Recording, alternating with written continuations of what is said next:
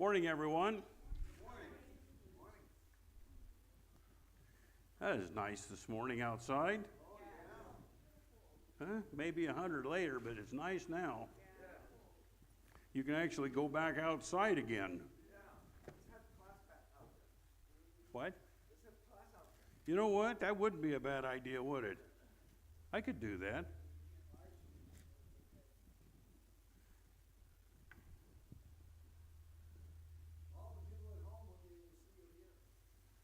Well, maybe that'll just make them come down here. I want to talk about Acts chapter 12 this morning. And I'm going to ask you some challenging questions this morning. And talk a little about prayer. What is prayer? Talking to God. Talking to God. Simple as that. Just communicating with God. Sometimes part of praying is listening. Sometimes you just want to bombard everything that you have on your mind to tell God so you can get it off your chest. And sometimes it's, God, how are you doing? Why don't you talk for a while and I'll listen? Usually not as much as you want to unload on God, though.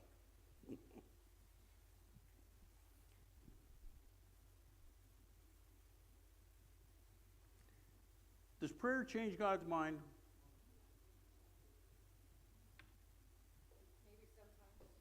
Maybe sometimes. Maybe sometimes. His will be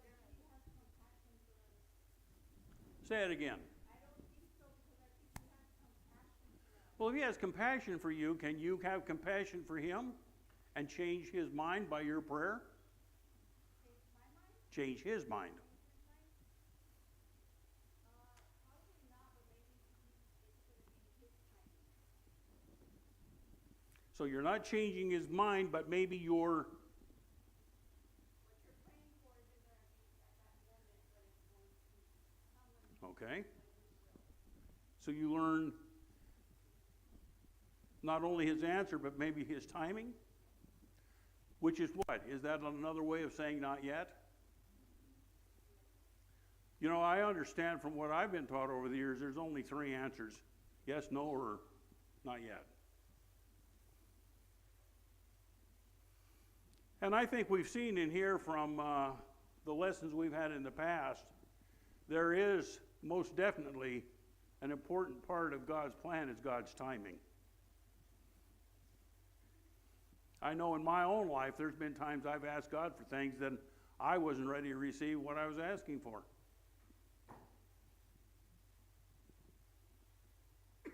And if God had given them to me when I wanted them, it would probably have defeated me. Done me more harm than good.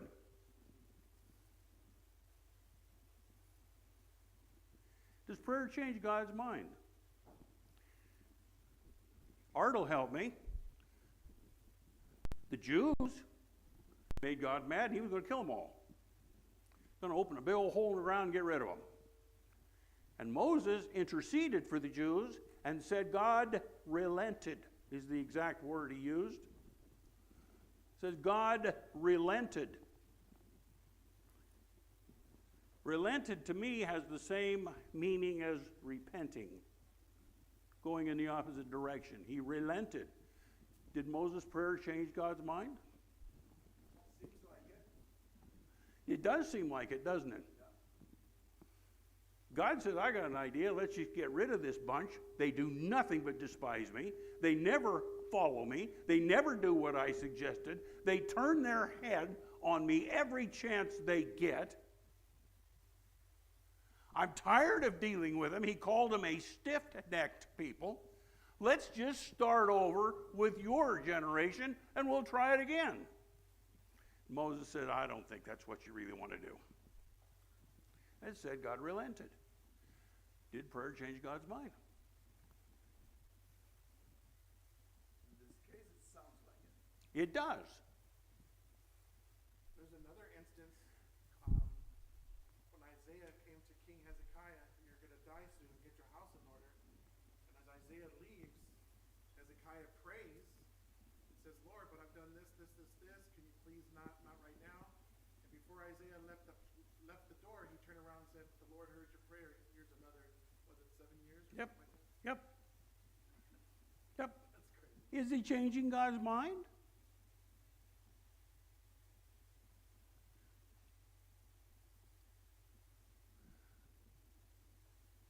Let me ask you this, Beverly, since you want to hide in the corner. You know there is no hiding in here. I know. Okay. You. Not from me. We love you. Are you two, do we need to have marriage counseling or something? No, he's fine. Got you. All right, here's something. You made me lose my train of thought. Let me think. We're talking about Hezekiah. Talking about God changing God's mind. Oh, I remember. Changing God's mind. If my prayers can change God's mind, if your prayers can change God's mind, I start to have a problem with God now.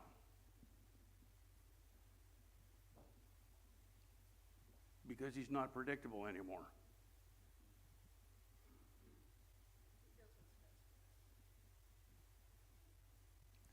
If he always does, well, you didn't say always, you said he does what's best for us. If he does what's best for us, to sometimes to answer my prayer is a no?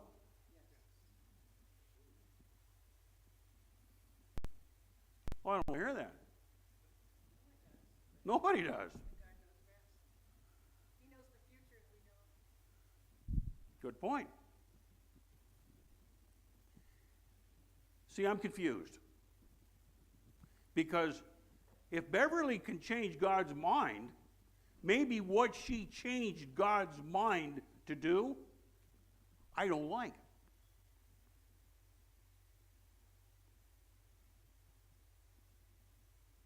Or maybe she changed his mind, and as you said, it works out wrong later on. And now she comes back to God and said, why'd you let me do that? Do you see the problems that start to come up here? I've also got another problem. I got a scripture in Jeremiah, which I just read Friday night, by the way. It says, for then I know the plans I have for you. This is God speaking, of course. I know the plans I have for you, declares the Lord. Plans to prosper you and not harm you. Plans to give you hope and a future. Then you will call on me and come and pray to me, and I will listen to you. You will seek me and find me when you seek me with all your heart. How does that fit into this? I will listen to you. He guarantees he'll listen to you. You ask, I'll listen. But there was a qualification. With all my heart. But he also said something, David. He says in the beginning of that, I know the plans I have for you. This brings up something, Beverly. Do you know the plans he has for you? Do you know the plans he has for you? These two, being young in life, they're wondering what their future is right now. They're probably wanting to know what plans God has for them more than I would in my life. You realize most of our lives, or at least some of I'm not going to speak for all of you, but most of my life is behind me, not in front of me. Theirs is in front of them. They would be more interested, I think, in what plans God has for them than possibly I would. Although maybe I should temper that by saying, how old do you get before you don't need God's plans anymore? Are you not needed in God's plan anymore? I was just talking with Art and explaining to him, or reminding myself more than him, of some of the saints we have and had in this church that are older Christians that are absolutely solid anchors or rocks in this church. And the lives that they demonstrated, the life that they lived, the witness that they present to young people was absolutely essential. And I still look on some of them, one of them sat right here, and I remember them, Reuben, and I think how amazing those people were. And what they went through, lived through, and demonstrated. And you know what they showed me, Tammy? It can be done. So when you think you've reached the end of your rope, you haven't. It can be done. And they are witnesses to that very thing. Can prayer change God's mind? Let me ask you this.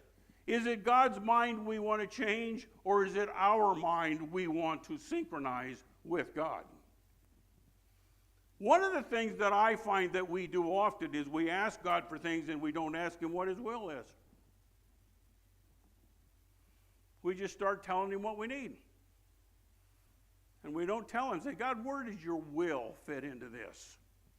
I heard a preacher say one time, and I don't know if you'll agree or not, he says, I can get every prayer I pray answered yes if I ask God what His will is first.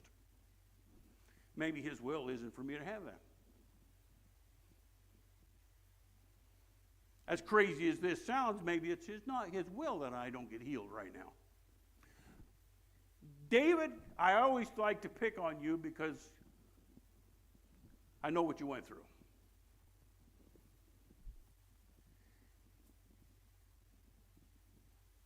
And I would never pray that disease on you and my wife. But I'm sure glad you're here. But that's a witness.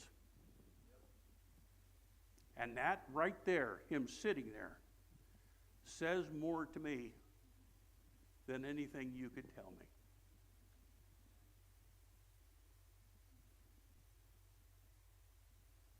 And I prayed, God healed me. Did I change His mind and He healed me? But He didn't do it in the time frame you wanted. But He did. But He did. You think sometimes He has us go through things to make us stronger? Oh, not sometimes. Sometimes All the time.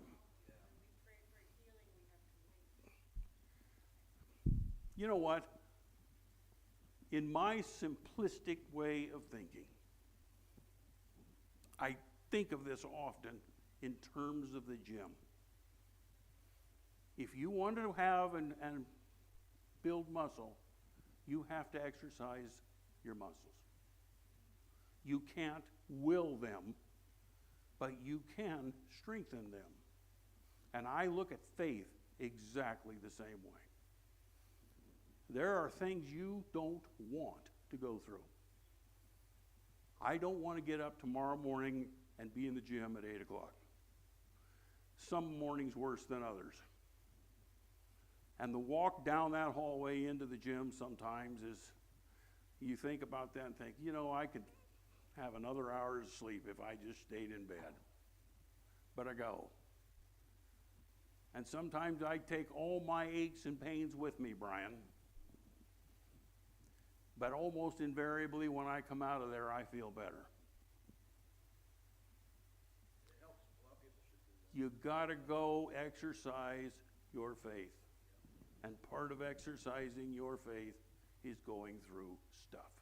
No pain, No pain, no no gain. gain. I'm sure you just went through another series of battles, and are you stronger today than you were a month ago? She is. That is how it works. And it's no fun going through the stuff. But there's two things that I challenge you with One of them is you've gained strength, and two of them is if God says, I know your plans I have for you, then it's up to you to find what those plans are, because not only does God have those plans for you, but he's made you stronger so that you can accomplish them. What comes with strength from God? Power. Power. And you are getting more power all the time. What would you need power for? To accomplish God's purpose. And God tells you, for I know the plans I have for you, the plans to prosper you, not harm you, plans to give you hope. You have a hope that people without Christ do not have.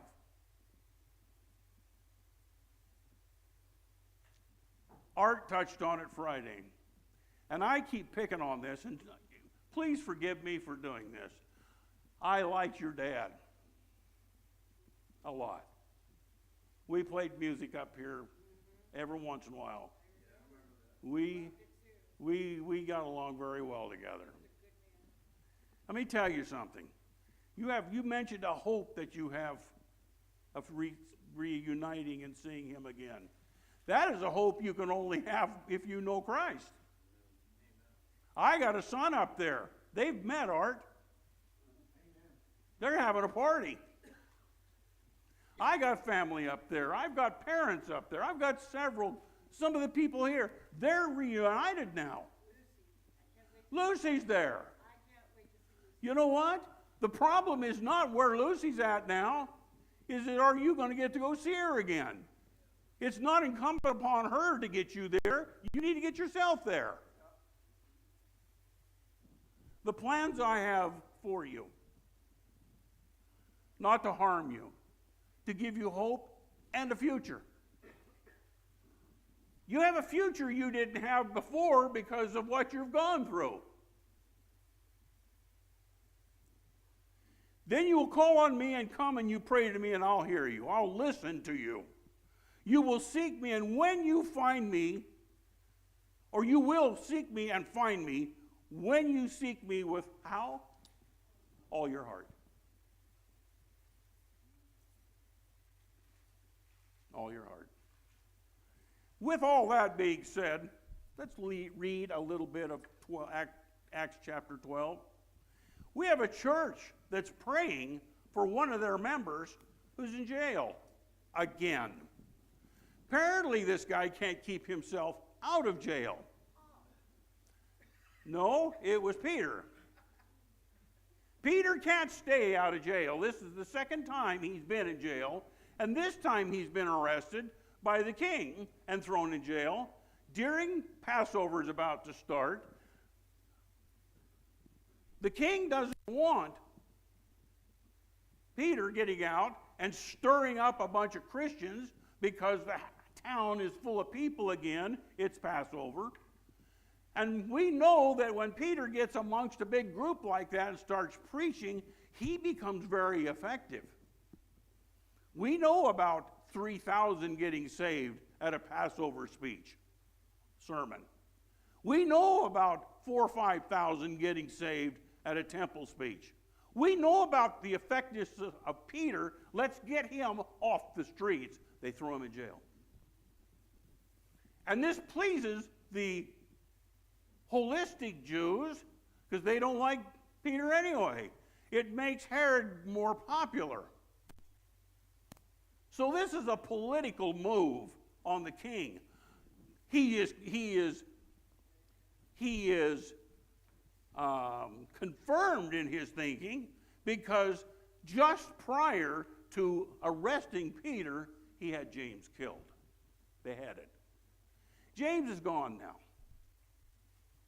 He's the first apostle that's been killed. And this is a popular move amongst the country. So the king is repositioning himself with the Jews. He throws Peter in jail over Passover. So it would tend for you to think Peter's been in jail for a few days. And verse 1, chapter 12 says, about this time King Herod arrested some who belonged in the church, including intending to prosecute them. he had James, the brother of John, put to death with a sword. And when he saw that this met approval among the Jews, he proceeded to seize Peter also. This happened during the festival of unleavened bread. That would be Passover. And after arresting him, he put him in prison, handing him over to be guarded by 4 squads of 4 soldiers each. Herod intended to bring him out for a public trial after Passover. Didn't want to bring him out on trial during Passover because there's too many Christians in town that could start a riot over something like this. That's not his intention. So we'll just wait a few days, let some of them clear out, and then we'll have our trial and we'll kill him.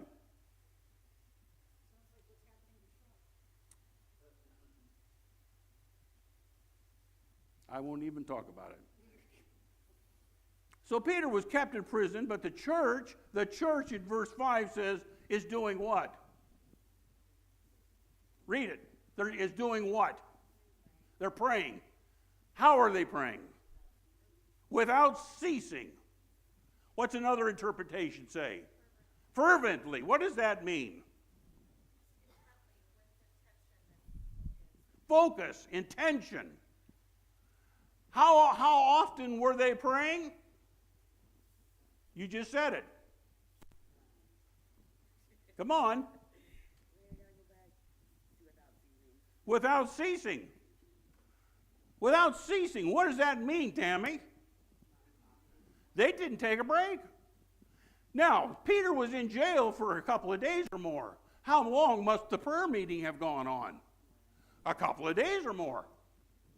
Where is this prayer meeting taking place? Taking place at a gal's house named Mary, who turns out to be the mama of Barnabas. Also the mama, and I'm sorry, not the mother of Barnabas, the sister of Barnabas, the mother of John Mark. Is that right? I think that's right.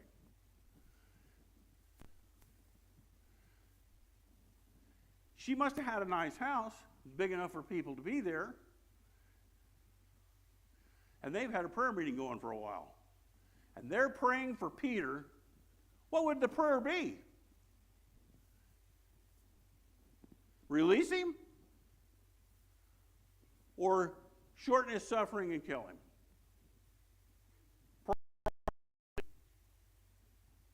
Now, Peter has a history of being Houdini. They put him in prison, he gets out of prison. So this time Herod's decided, I'm going to make sure he does not get out by placing guards not only with him and chaining him to the guards, but I'll place guards at the gates so he can't get out.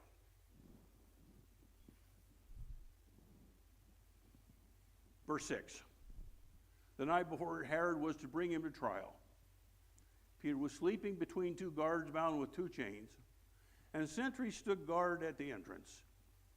An angel of the Lord appeared in a light shone in the cell. He struck Peter on the side and woke him up and said, "Get up," he said.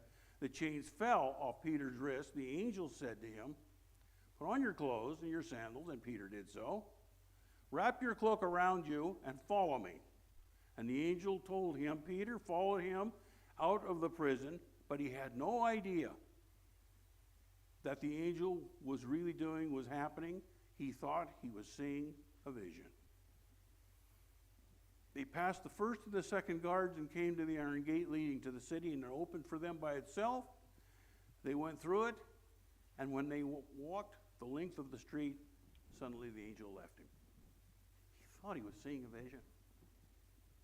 He didn't know it was real. The more important question here is, he was so asleep that the angel had to poke him to wake him up. This is the night before his trial that he's probably going to be executed. I suspect he might have been a little more anxious than he was. But he's not. Huh? Not acting that way. He's certainly not acting that way. He's calmed down. He's calmed down. How can that be? Faith? So much faith that he's not worried about dying the next day? Let me remind you, who is this guy? This is the guy who's had something like this happen before. This not his first rodeo. Sure? My Bible says that he had Christ birth, so he would live to an old age. John 21:18. Did Peter know things? He does. He may. He may. Let me ask you something. Do you think some of those things may be stuck with him while he's asleep in this prison, facing death tomorrow? He may. Now we're starting to hear about, for I know the plans I have for you. Is this starting to relate to you now? Maybe this starts to relate to Peter, because this is Old Testament. This is from Jeremiah. Does Peter know, or could he have known, plans to prosper you and not harm you, plans to give you a hope and a future? Oh, I don't know what I'm going to do. God, I need help. I need God to direct me in my life, because I don't know if I'm going to teach. I don't know if I'm going to be a superstar. I don't know what's going to happen to me. Or is that I'm just going to do what I think is right and I'm going to let God take care of the rest?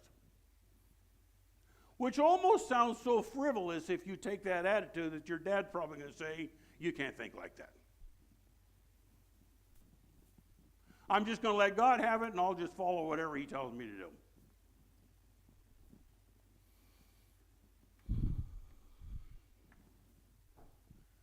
What's going through Peter's mind?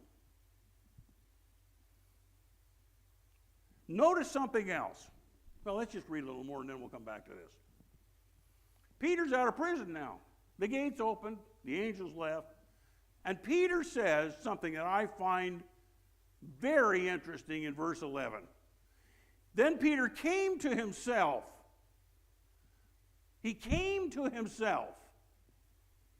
And he said, this is Peter speaking to himself, now I know without a doubt that the Lord has sent his angel to rescue me from Herod's clutches and from everything the Jewish people were hoping would happen. Now I know beyond a doubt. Did he not know that before then? You know, I don't care how many years you've been a Christian, once in a while it's nice to get a tap on the back from God. A reassurance, a reaffirming. Nobody's going anywhere. Nothing's changed, Sister Clark. I'm still in control. Everything's going the way it's supposed to. And you are not out of touch with God. Once in a while, Paul got that in the bottom of his ship. Once in a while, something like that. It is just a reconfirming that you are walking in the right steps. And we all need it. I don't care how old you are.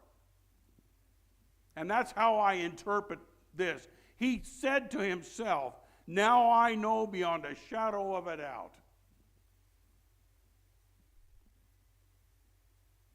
So where does he go first? He's got to get off the streets. He's going to be looked for pretty soon. Where does he go? He doesn't go home.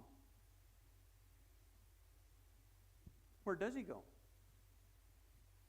He goes somewhere where they don't expect, he doesn't want them to find the people he goes to and kill them. So he goes somewhere where he thinks that he will actually know he's there. And it's actually the house where the Last Supper was performed. Verse 12.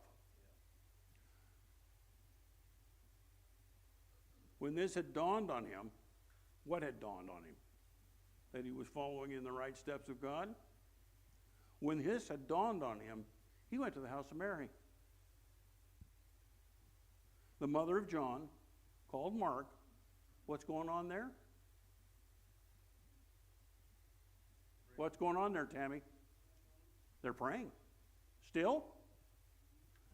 They're still having prayer meeting. They don't know he's out of jail. They're still having prayer meeting. What are they praying for, Tammy? They're praying for his release. Where is he?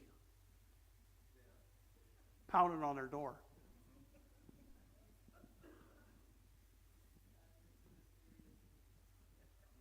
You know, I almost read this and you almost have to believe God has a sense of humor. When they dawned on it, notice where he went. He goes to the house where they're praying for him. He went to the house of Mary, the mother of John, Mark, where the people had gathered and were praying. Peter knocked on the outer entrance, and the servant named Rhona, came to answer the door, and she recognized Peter's voice, and she was so overjoyed, she ran back without opening the door. And she tells them Peter's at the door. What's their response?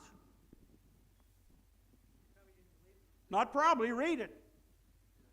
You're crazy. You're nuts. What's the matter with you?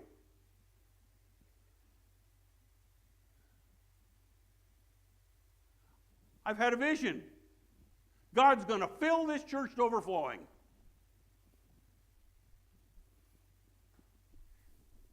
And when I had that vision, I came in and set chairs along the back, and I got ridiculed for doing that.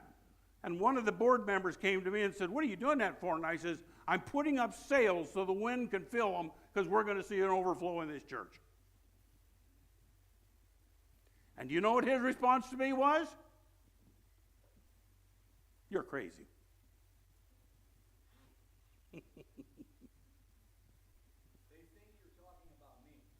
No, it was not you. This was many, many years ago. Mike is crazy, but it's a different kind of crazy. We learned things about Mike Friday that I'll never want to know again in my life.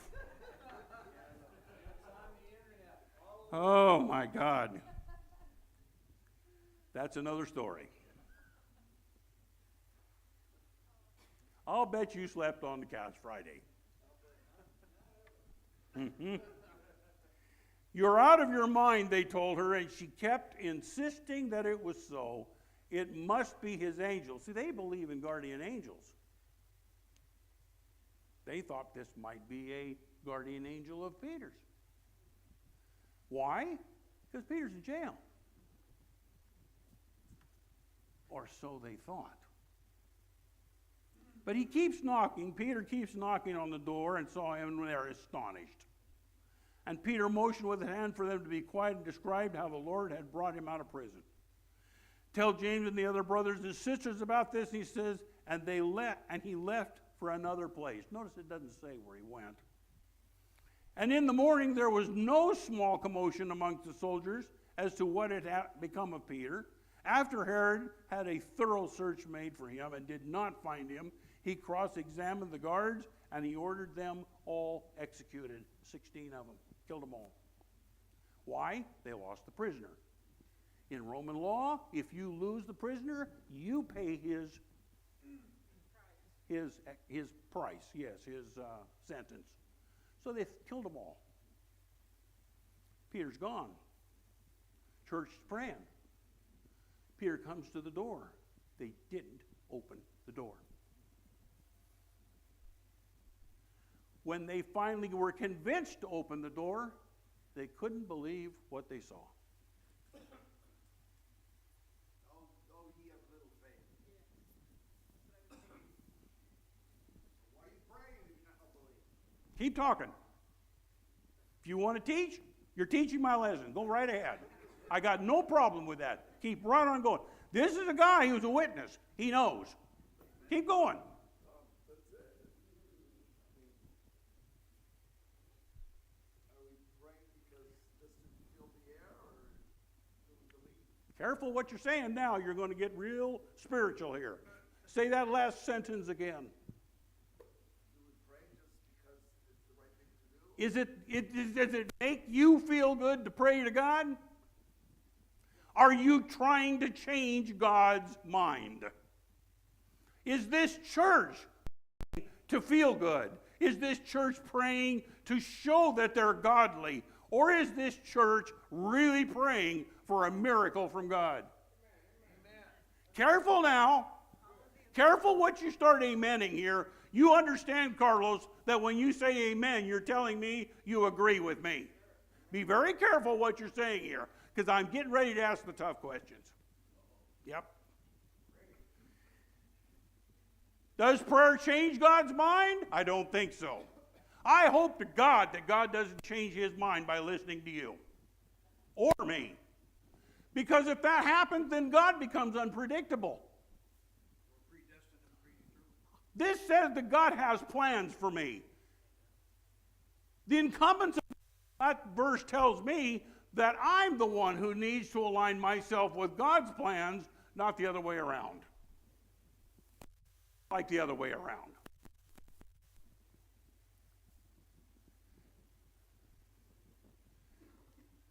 God didn't relent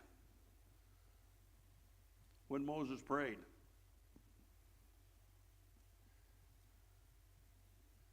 But God did respect Moses. God did pat him on the back. But then God said, we need to realign and go again. God knew all this ahead of time. Do you not think God knows what you're going to pray for? My God knows what I'm going to pray for before I ask him.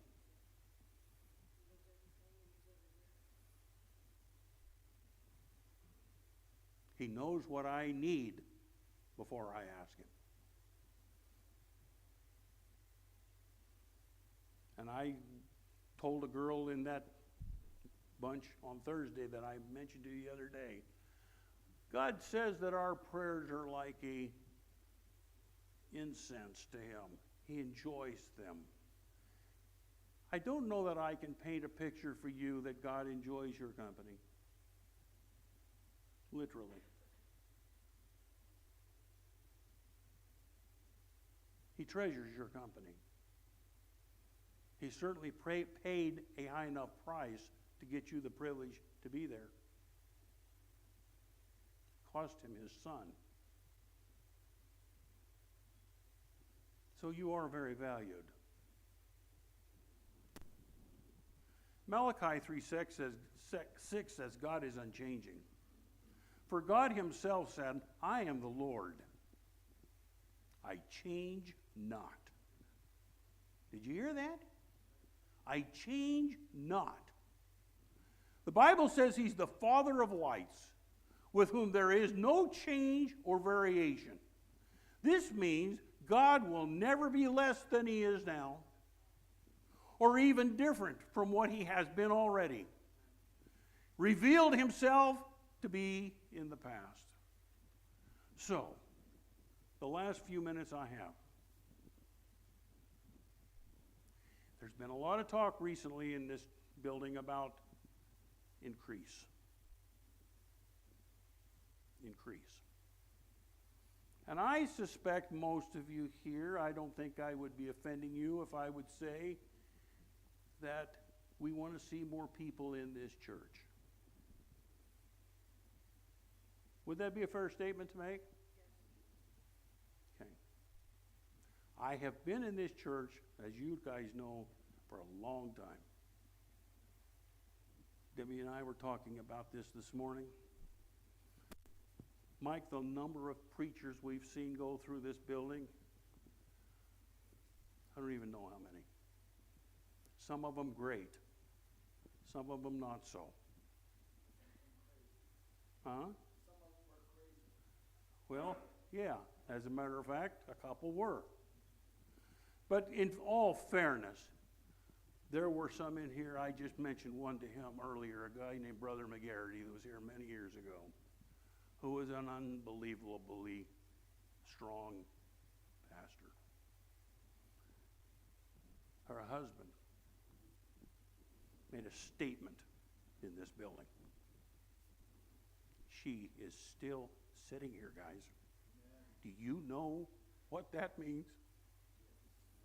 I hope you do. That's a statement. That's a rock. You are blessed. Honest to God, you are blessed. You will never realize, young girl, what an amazing person is sitting right next to you. You will never know the stories of what she has seen and gone through. And honestly, some of it you should know, because it will strengthen you. I mean it. You think you've seen and gone through some things? You have no idea. And the fact that she's there this morning tells you this must be a place worth coming to. And she's not just here on Sunday morning, she's here every Wednesday night. This must be a place worth coming to. Now, I need you to let that sink in, because if you want to see growth in this place, then you have to give them, listen to me, this just came to me this morning. You got to give them a reason to come. Not you. You got to do your job. Not you. Not me. We have a job to do. But we're not going to touch the people that you touch. You are the examples, the missionaries, if I can use that word, of this church. You are the example that either gives them the desire to come or not.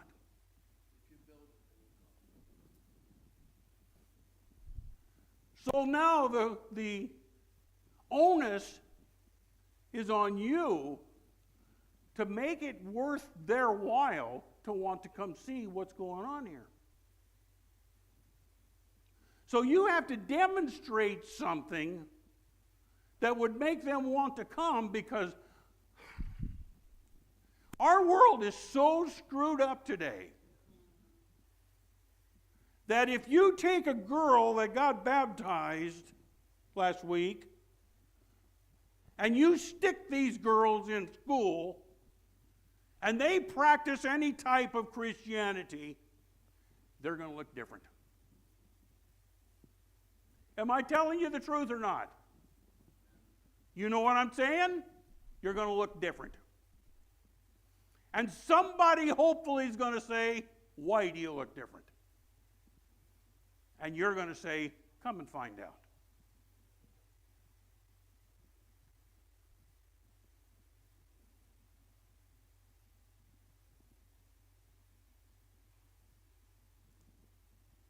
Are you relating?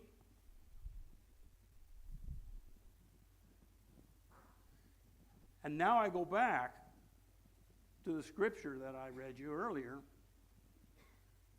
because the church was praying for Peter to come out of the prison.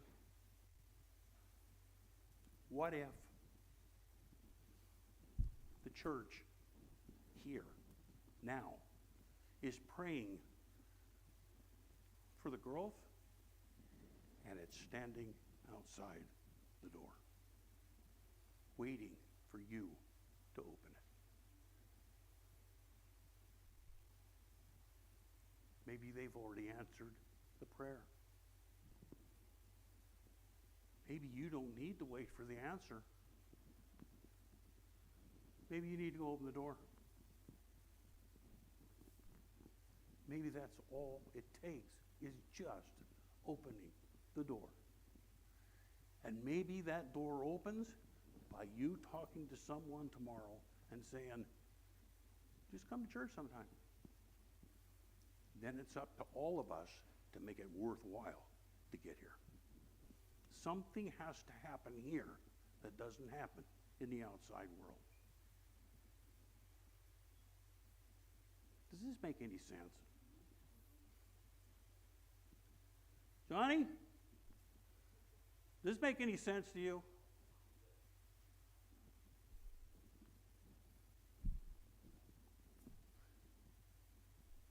Can you see this church full? Sure you can. I have already seen this church full before. I know what can happen. And all it takes is some people that get on fire for God, that get committed to doing something, and join together and show the world there's another way.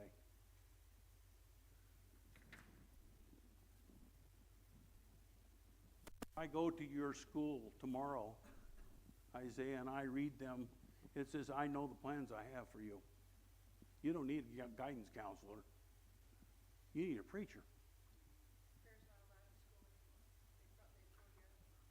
They That's going to change.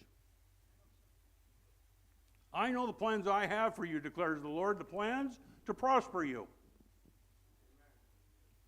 and not harm you, and to give you hope, to give you a future.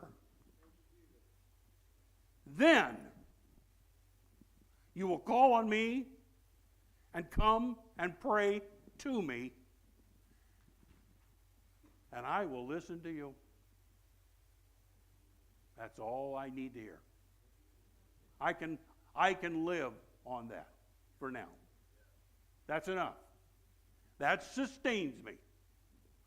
Now, I can do whatever you need me to do. Because all I have to do is I have to find out what your plans are for me. Get up, come here. I'm going to pick on you again. Give me your hand. This is a product of this church. When we first met her, you had no idea you'd be here now. The plans I have for you.